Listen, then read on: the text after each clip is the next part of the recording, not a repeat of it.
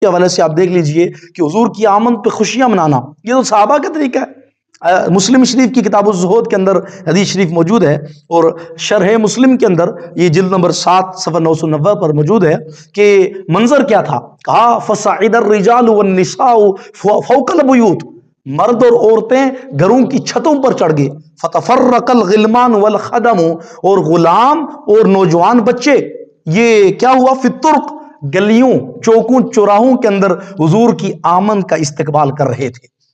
اللہ اکبر۔ اور کیا ہو رہا تھا پھر، منظر کیا تھا، ینادون یا محمد یا رسول اللہ صلی اللہ علیہ وسلم۔ منظر یہ تھا کہ ہر طرف سے یہ گونج پڑ رہی تھی کہ یا محمد یا رسول اللہ، گویا کہ آج کے دور میں جو نعرہ لگتا ہے کہ مرحبا یا مصطفیٰ، مرحبا یا مصطفیٰ، مرحبا یا مصطفیٰ۔ الحمدللہ یہ عقیدہ 14 صدیوں سے چلتا آ رہا ہے۔